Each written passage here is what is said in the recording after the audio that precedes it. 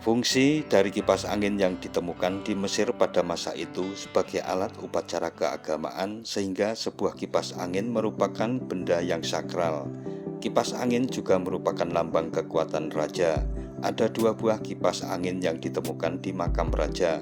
Salah satu kipas angin tersebut gagangnya dilapisi oleh emas dan terbuat dari bulu burung onta. Sedangkan yang satu lagi dilapisi eboni dengan emas dan batu-batu yang berharga.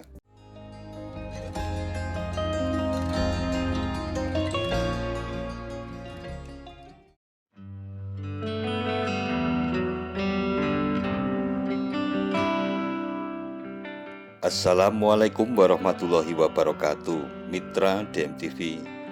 Kipas angin yang secara umum dapat kita temui di sekitar kita antara lain kipas angin tradisional berupa kipas angin tangan dan kipas angin listrik yang digerakkan menggunakan tenaga listrik.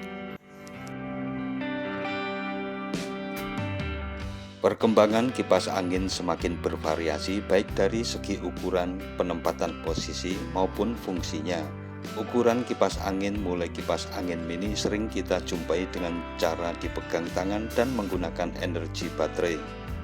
Juga di dalam unit CPU komputer yang berfungsi untuk mendinginkan prosesor, kartu grafis, power supply, dan casing.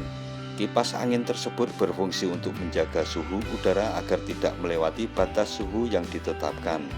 Kipas angin juga dipasang pada alas atau tatakan laptop untuk menghantarkan udara dan membantu kipas laptop dalam mendinginkan suhu laptop tersebut. Kipas angin dapat dikontrol kecepatan hembusan dengan 3 cara, yaitu menggunakan pemutar, tali penarik, serta remote control. Perputaran baling-baling kipas angin dibagi dua, yaitu sentrifugal atau angin mengalir searah dengan poros kipas, dan aksial atau angin yang mengalir secara paralel dengan poros kipas. Kipas angin ini telah ditemukan beribu tahun silam dan telah digunakan oleh beberapa negara di dunia seperti bangsa Mesir, Yunani, Roma, dan Cina.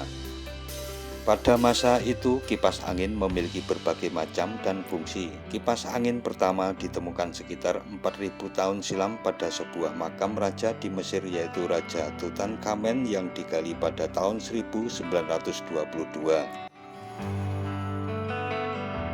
Fungsi dari kipas angin yang ditemukan di Mesir pada masa itu sebagai alat upacara keagamaan, sehingga sebuah kipas angin merupakan benda yang sakral. Kipas angin juga merupakan lambang kekuatan raja. Ada dua buah kipas angin yang ditemukan di makam raja. Salah satu kipas angin tersebut gagangnya dilapisi oleh emas dan terbuat dari bulu burung onta.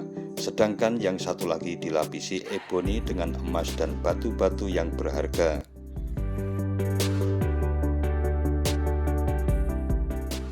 Perkembangan kipas angin juga terdapat di benua Eropa, dengan negara pertama yang memproduksinya adalah Italia.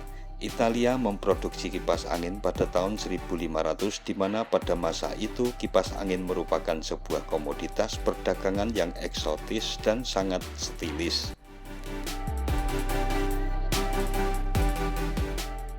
Kipas angin sendiri dipandang sebagai simbol kemakmuran dan menunjukkan kelas sosial seseorang.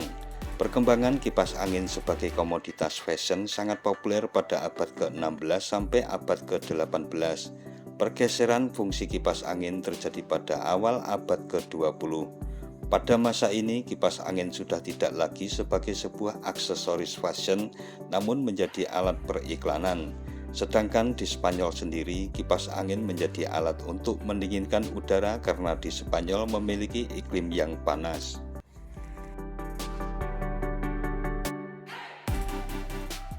Kipas angin listrik pertama ditemukan oleh Schuyler Scotch-Wheeler pada tahun 1882.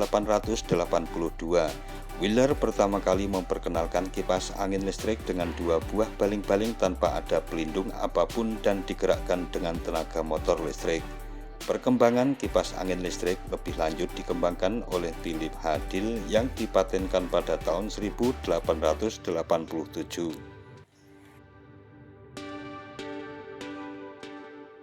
Di sini Dill memperkenalkan kipas angin yang menempel pada langit-langit rumah. Diel terus mengembangkan temuannya hingga pada tahun 1904.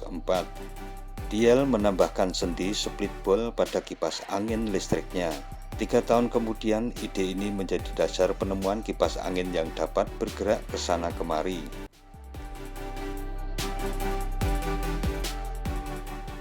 Sementara pada tahun 1902, Willis Carrier menemukan air conditioning yang merupakan solusi situ dalam menghilangkan rasa gerah maupun panas udara ruangan.